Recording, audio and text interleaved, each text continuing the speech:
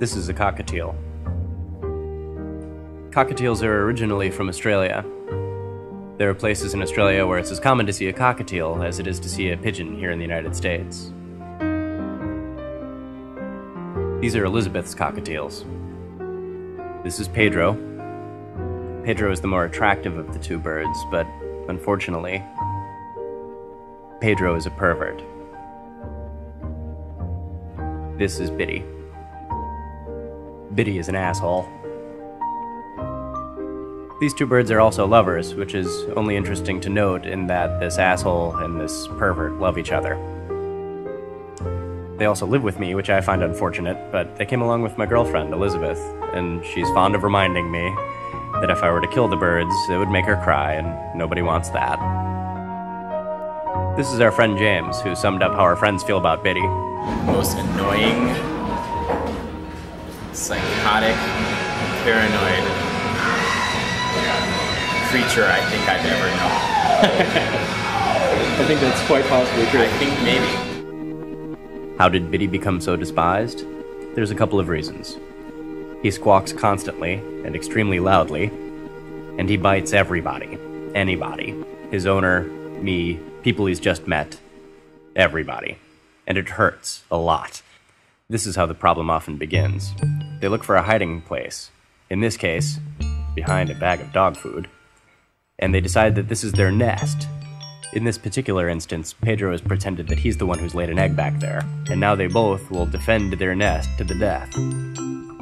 They're chasing Elizabeth out of the room right now, or trying to, but this is a very mild attack, really. They get much more defensive when they've built their roosting spot underneath the drawer. Watch.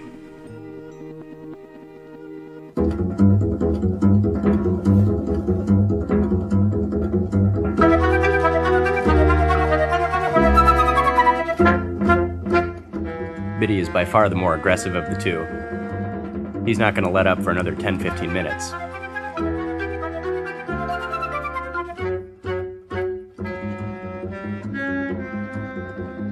This is bad enough as it is, but imagine if you're not wearing shoes, how unpleasant that could be. When we first got Pedro, he was very nice. He would never bite, but slowly, Biddy has trained him to be just as ferocious as himself.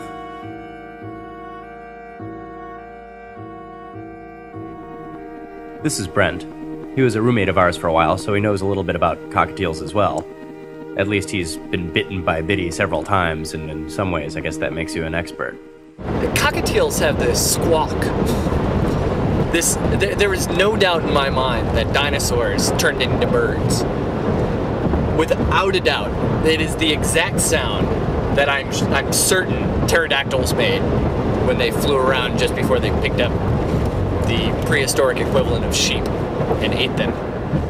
Several questions, of course, come to mind, like, how the hell would we know what pterodactyls sounded like? And what were prehistoric sheep?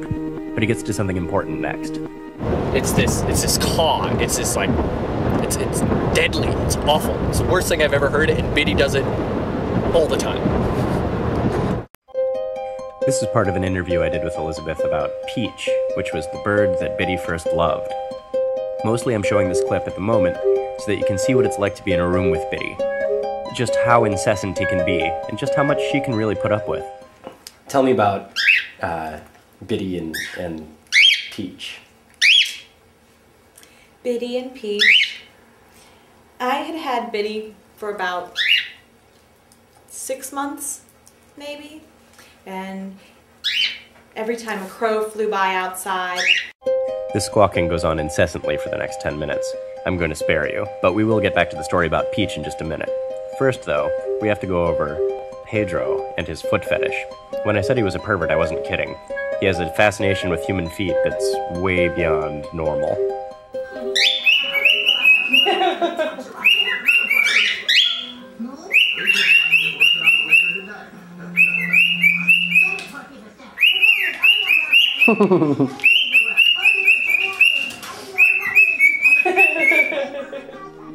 Pedro also masturbates at least 3 times a day. It drives Biddy even crazier, and it looks really ridiculous.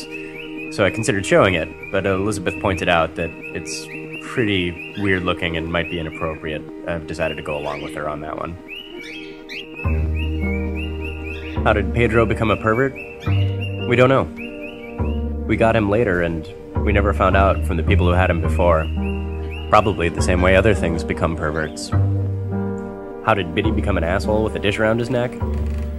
That we do know, and that brings us back to the story of Peach. Biddy loved Peach, and then Peach died, and Biddy went mad.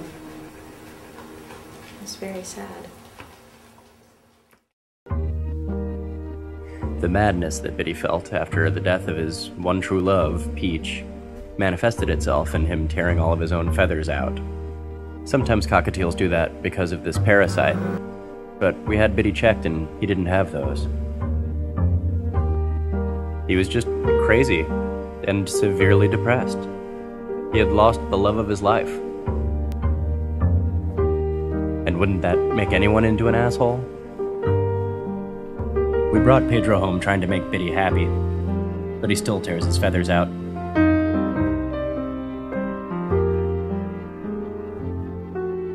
For Biddy, no bird can replace Peach.